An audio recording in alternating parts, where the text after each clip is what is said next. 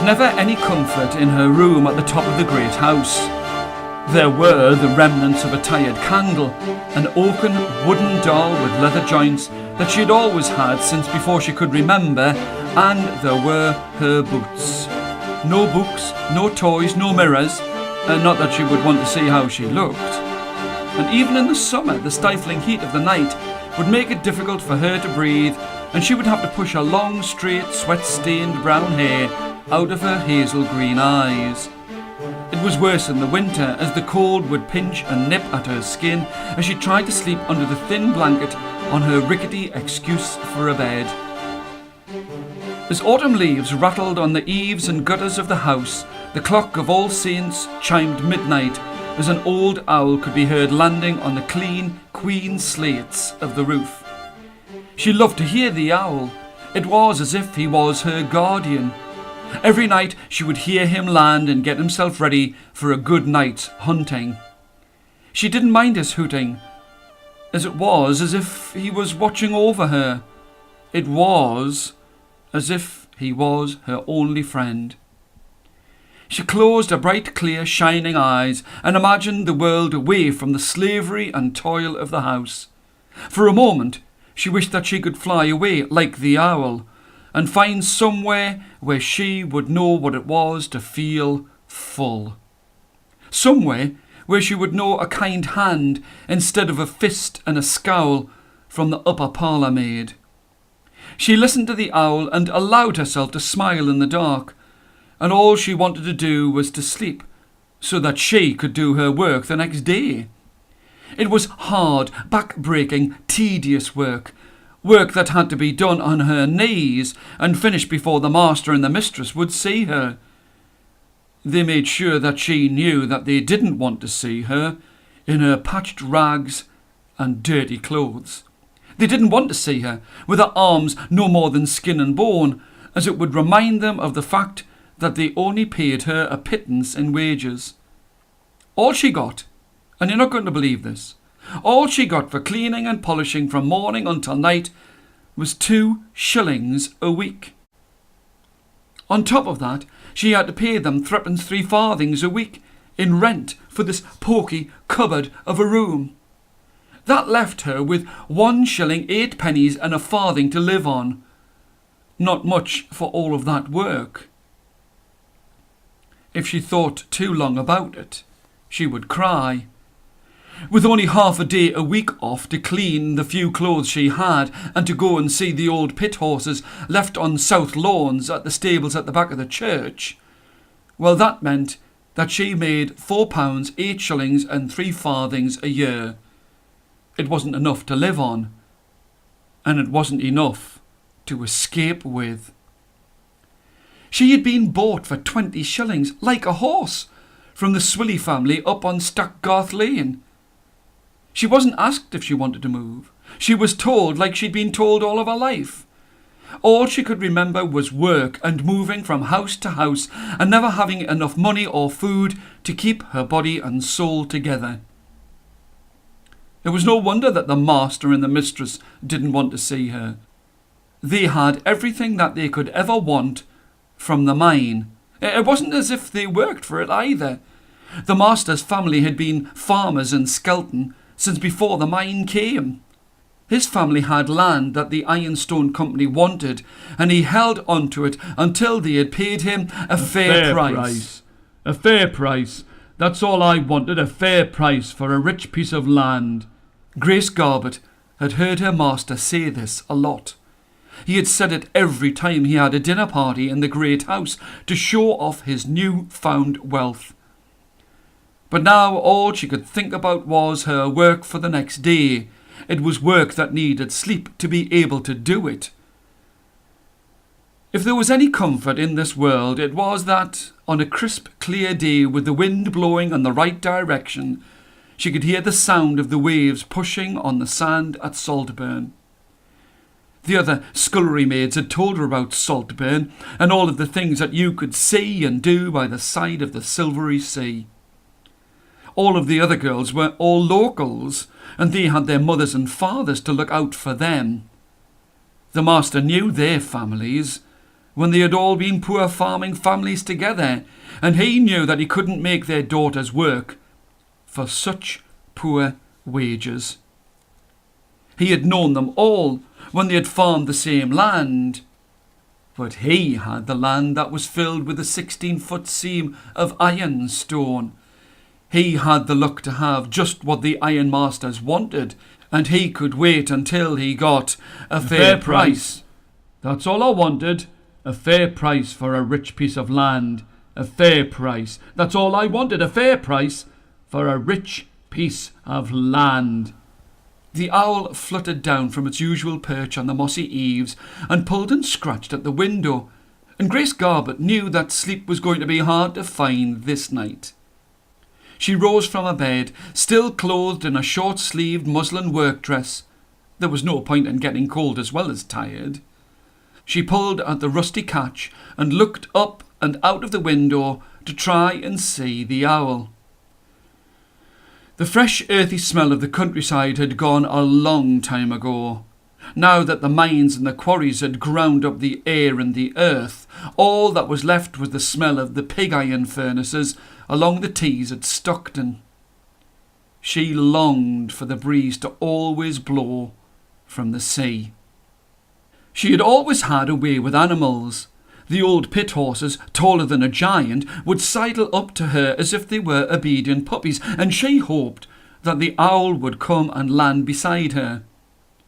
She let out a yelp of pain as the owl, bigger and heavier than she had imagined, grabbed hold of her index finger with its spiky talons and started to pull. If she had been any weaker than she was, then she might have tumbled out of the window and down onto the flagstones below. She had often wished that she could fly far away from this place, but not at the cost of her own life. She pulled her hand back inside of the room, but the owl flew into the room and grabbed her hand again and pulled her to the window. It was as if it was trying to lead her away from her room. "What is it that you want?" There were tears in her voice. "What do you want?" The bird had let go of her hand and was sitting on the iron catch of the window. She had calmed down now and could see that the bird did not want to harm her, but it did want her to follow it into the garden. Grace had never really left the house on her own at night before, but the owl seemed frantic for her to follow its lead. She had heard the stories of the miners in their tents and shanties, all crowded around fires in the night. She knew that they had come from all over the country, some even from Ireland. They had come to the north like ants and locusts for the frenzy of the newly found ironstone. It was just like the rush for gold in the Americas. She had heard the mistress say that it was all well and good having money, but if you cannot enjoy it for the want of being surrounded by the dregs of the earth, then I would rather be poor. The master didn't take the same view as his wife. He was too busy counting his money. The owl pulled at a finger again, and this time Grace spoke out of exasperation rather than fear. All right, I'll follow you. But don't you take me too close to the miners." She laughed to herself as she realised that she was talking to a bird. She pulled her high button boots onto her feet, and she noticed that they were nearly as dirty as her dress. She took a last look around her room.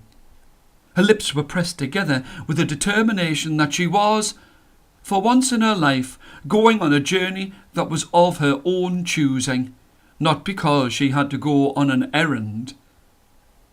As she made her slow, nervous way down the creaking back stairs, she wondered what the master and mistress would say when she had gone.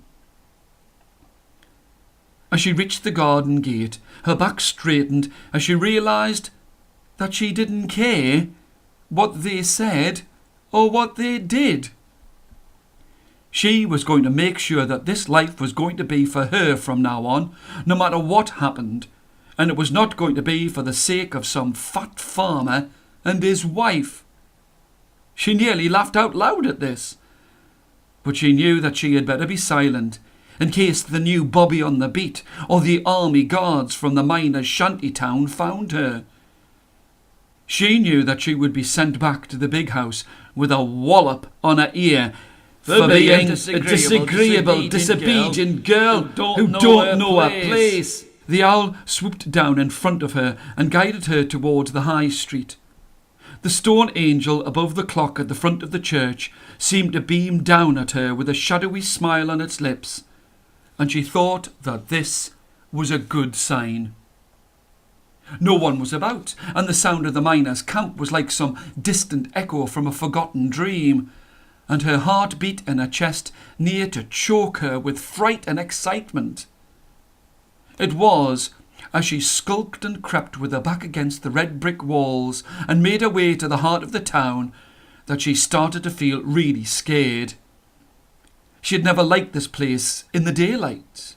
The old whipping post stood tall, straight and strong, and the owl had chosen to land on top of it.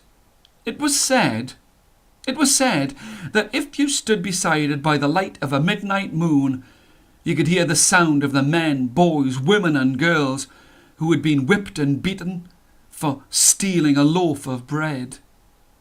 She tried to walk as tall as she could to show that she was not scared, but she couldn't lie to herself, even at the best of times, and she whispered out loud, please, Owl, please find another place to perch. Take me away from this fearful place."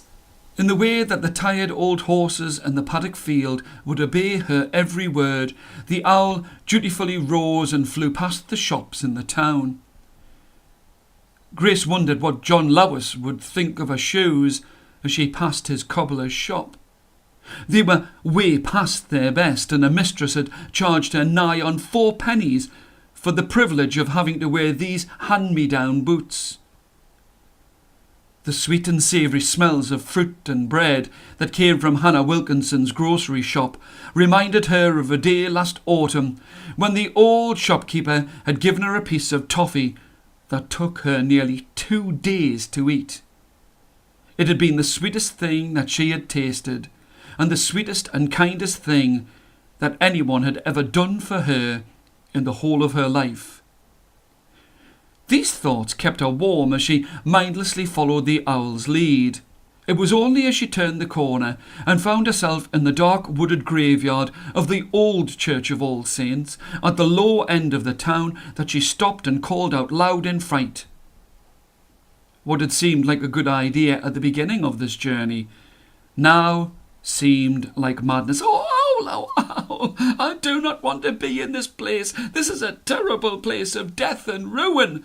Why have you brought me here?" There was no joy in her words as she spoke to the owl again. She sobbed and fell to her knees. "Why have you brought me here? Why have you brought me here?" She looked around at the sight before her, and she did not like what she saw. Row upon row of fancy sandstone graveyards that would have cost 100 lifetimes of her pitiful wages. Each letter was carved with a skilled, loving hand, and an eye to tell the world how rich they had been in their lives. It was no comfort to her to know how wealthy they had been as she stood in her poor clothes and boots. So she turned back towards the high street with thoughts of working in Hannah's shop.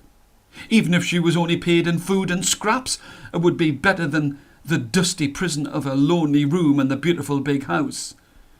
The beautiful big house that kept its splendour and treasures hidden away from this girl who worked at its heart to keep it splendid for everyone else to see. She was stopped in her escape from the church grounds by the owl flying into her face and forcing her to turn towards the high arched windows of the old church. They glared at her like frightening eyes, and the moonlight reflected on the small panes of the wooden frames. "Enough, enough! I want to go away! I want to go away and back too!" She flapped her arms to keep the frenzied owl away from her eyes and face. "Enough, enough, enough! If I have to, I'll go back and live out my life in the... She stopped speaking as she could see someone or something in the lowest of all of the panes of glass and the high convoluted window. It was a man. It was an old man, a strange old man with gnarled fingers, and he was waving his claw-closed hands at her.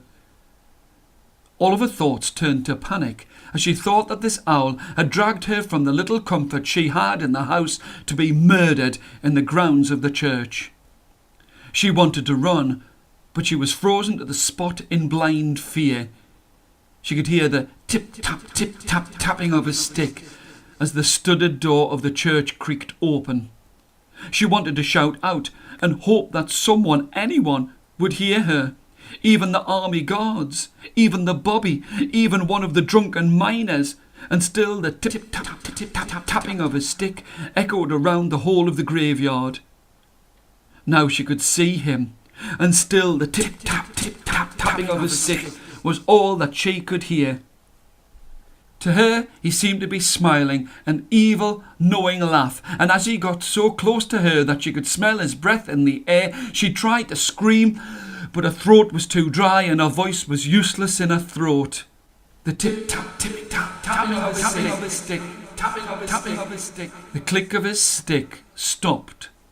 He raised it high in the air above her head, and she closed her eyes and waited for a death to come at the hands of this old man. She could hear the owl flying above her and thought that it was strange that the old man was taking so long to kill her. She buried her hands in her shoulders and waited. And waited. And the flapping of the wings stopped. She could no longer feel the breeze of its wings caught on the air. She opened one eye, and then the other. The owl was perching on the old man's stick, and it was the owl's turn to look puzzled and a little frightened. It bent its head to one side, and to avoid her staring, disbelieving eyes, it flew into the air. She relaxed and looked at the old man as he lowered his stick to rest his back. Even in the moonlight she could see that his eyes were the same hazel green as her own. His hair was as straight, and if anything, a little longer than hers. He spoke with a voice that banished all care from her terrified heart. "My dear, I do not wish to do you any harm. I have seen you in the town, and I've been looking for you for many years. You have been bought and sold many times, and it took me a long time to find you." This was the strangest thing that she could have heard. She wanted to question the old man, but before she had a chance to speak, he started again. "Let me tell you that you and I are of the same blood." He pulled the lower lid of his left eye down to emphasize the colour of his eyes, and he pointed to her eye. "You and I are of the same stock." He laughed a deep, melancholic laugh as he pulled at his long hair and pointed to her hair. "And I have something that you might recognize. Something that you might recognize that I made for you and gave to you as a baby." He plunged his hand into the depths of his worn and patched pocket, for his clothes were as ragged as the girl's. She flinched as she thought that this might have been some trick to threaten her with a knife or a blade, but her fears were unnecessary as he brought out something small. In the dark, she couldn't see exactly what it was, but there was an air of familiarity even in this dim light. "I do believe that you might recognize this." The girl strained to see what he had hidden in the palm of his worn hand. It rattled and clicked in a way that only a wooden doll with arms and legs of oak and hinges of leather could do. "Are you? Did you? Could you be my grandfather? Where did you? Why did you let me be?" The girl had 1,000 questions she had made in her head on 100,000 nights as she had lain in her bed. Questions she would give to anyone that knew where she had come from. She wanted to know why she'd been sold by her parents as a cleaning maid. She wanted to find the answer to all of her aching questions, but the old man spoke slowly and carefully to stop her torrent of words. "We will have time enough in the rest of our lives to find out how your life came to be the way that it is. I wish that I could say that I have more money than iron in the ground, but I do not." The girl didn't care. She had never been spoken to with such care and respect in all of her life. He continued, "I live by my wits on scraps and findings, away from prying eyes in the broken house behind the sandstone quarry. I can offer you a room and a bed of your own. The roof may well be broken, but it is cool in the summer and warm in the winter, and you can come and go as you wish." All of the prizes of the Indies could not be so great as the chance to live a life that would be her own. Grace Garbutt reached her hand out into the night as the owl, with the moon silhouetting its magnificent form, landed upon her shoulder.